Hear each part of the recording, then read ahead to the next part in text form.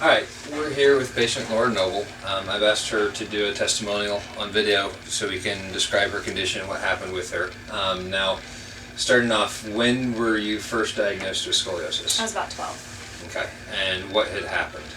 I started experiencing really bad pains after spending a week at the beach and walking on the sand barefoot and tile floor barefoot. I started having really bad pains. Parents took me to the chiropractor who took x-rays and immediately diagnosed me with mild scoliosis in the lumbar. They said it was about 15 to 17 degrees. Okay. Now, when they treated you for the scoliosis, what did the treatment consist of?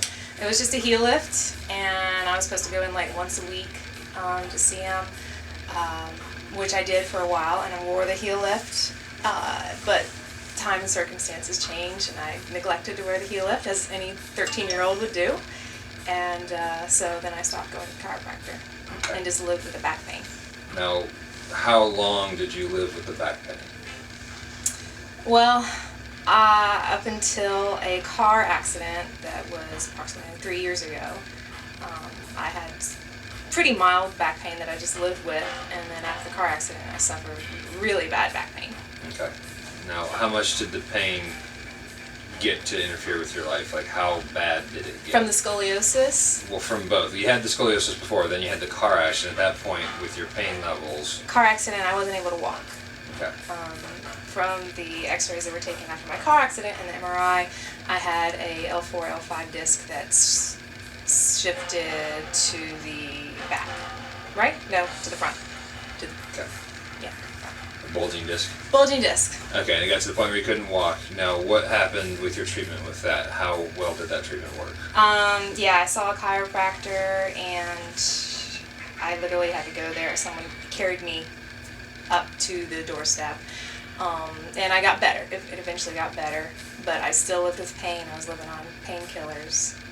Fortunately, I was able to take time off from work for about 3 months to recover, but still just lived with the pain. Yeah, and then after you were able to go back to work and you're working, were you able to work without being on pain medication?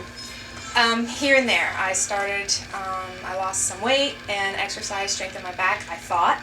Strengthened my back, but I would have days where I wasn't able to walk again because I was injuring myself when I was exercising because I was doing it with a curved back, curved spine.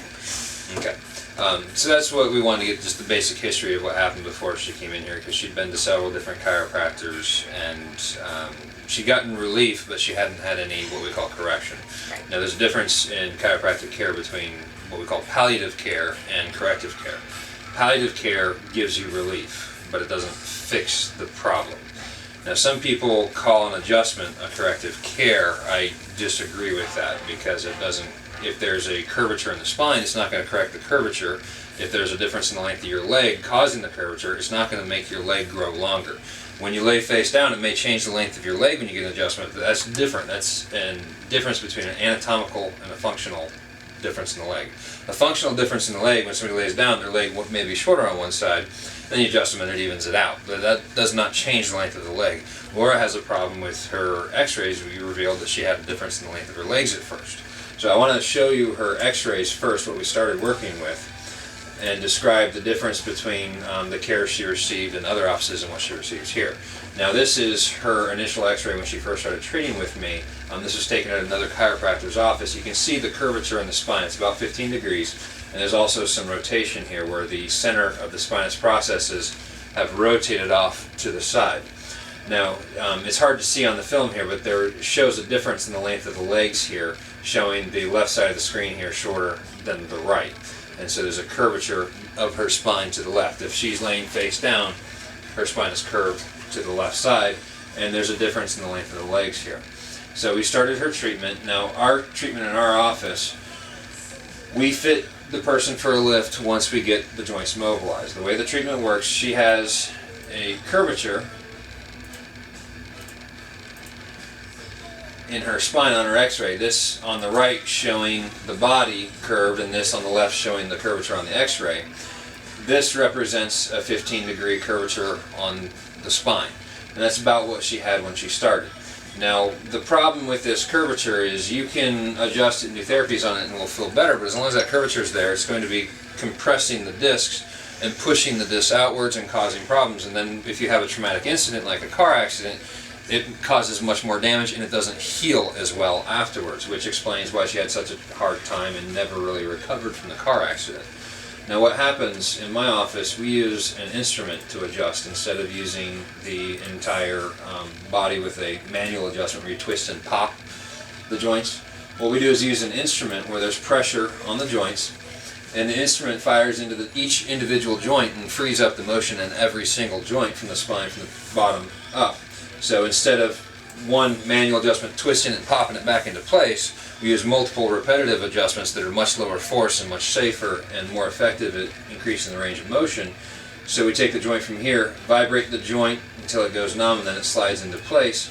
Then we follow up with some therapy, some cold laser, some ice if necessary, some stretching, and then we use the traction. The only way you can change the length of a curvature is by changing the length of the ligaments. Anybody who tells you differently is not educated in the ligaments and what happens with them. Now what happens when you have a curvature like this, you can see on this side of the screen it's shorter on this side between these two joints than this side. It's longer on the far side. In order to make that joint straighten out, you need to lengthen one side and shorten the other side. To lengthen anything, the only way you can lengthen a ligament is by pressure over time. There's a viscous property of a ligament that requires the ligament to be stretched by force over time.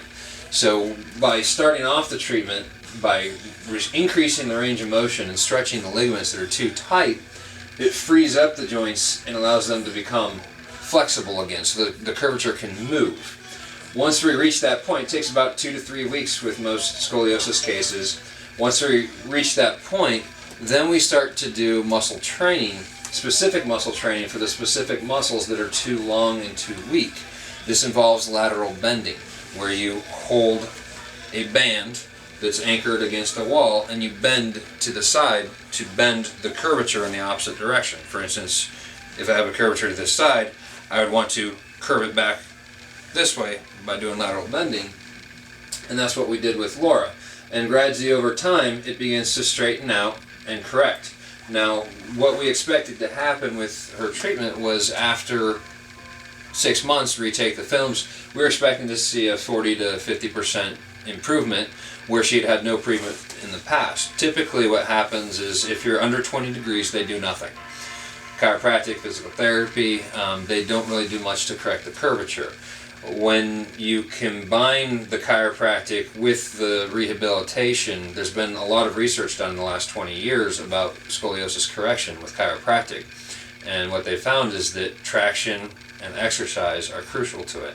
So by including these components into the treatment with a heel lift, we were actually able to retake her films recently, and we went from a 15-degree curvature to a 0-degree curvature. On the left is the original film here, on the right is the new film. And actually, surprisingly enough, during the course of her treatment, we found that the heel lift was causing her problems, so we removed the heel lift, and it turned out that her pelvis was actually so rotated in the initial film that it made it appear like her leg was shorter when it actually wasn't. So we removed her heel lift, and then we took the x-ray without the heel lift in, and we found out that her legs are actually the same length. Yay. But her pelvis was so twisted that made it appear and give her an anatomical short leg because of the twisting of the pelvis. So we're unable to untwist her pelvis, balance out her legs, and straighten out her curvature. Now she still has a bit of a rotation we're working on now, and she has some other issues, some degeneration from the car accident. This still causes her pain occasionally, but everything is improving. So after about 20 years of pain, you would say, it's finally getting relief. And it's without surgery, without drugs, without bracing. Typically what will happen if somebody has a curvature over 30 degrees that's progressing, typically the recommendation is bracing 24 hours a day or going to surgery where they put screws into your spine on every vertebral level and connect them with rods that are called Harrington rods. And it's very traumatic, and the incidence of the pain getting worse after that is very high. The surgery has a very high failure rate. So this is an all-natural approach that actually works, and as you can see, the proof is in the x-ray here. So now tell me a little bit about how your life has changed since we went through this. Well, my pain is not completely gone because of the disc problem that I still suffer with. But during the treatment of correcting scoliosis, I did find that my brain wanted to control the muscles when I was bending down, so I had to retrain myself, which I think I've done. Hopefully have maintained since this has been taken. So it's changed a little bit, but I'm still on the road to recovery. How long has it been since you've had to take medication I don't take medication. anymore? No. Awesome. And then your pain levels when it happens. I know you still have flare-ups. When it does happen, how does it compare to what it was before? Oh, well, I mean, when I had flare-ups, I would have to call out from a day of work. So How long has it been since you've missed a day of work for not being able to do the things you wanted to do? from the back pain, it was right before I came to see you that I was having to call out because I was in so much pain. And then after I started coming here, So 6 months now without having to miss a day of work. yeah. And usually you'd miss how many days a month? Maybe one tops. I mean, Okay. I most of the time have to live through it, but sometimes It's I'd gotten have much to. better.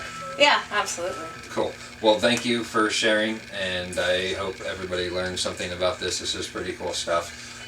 Typically, we'd expect to see a 40 or 50% improvement in 6 months and then follow it up every year. Sometimes we get results better than we expected.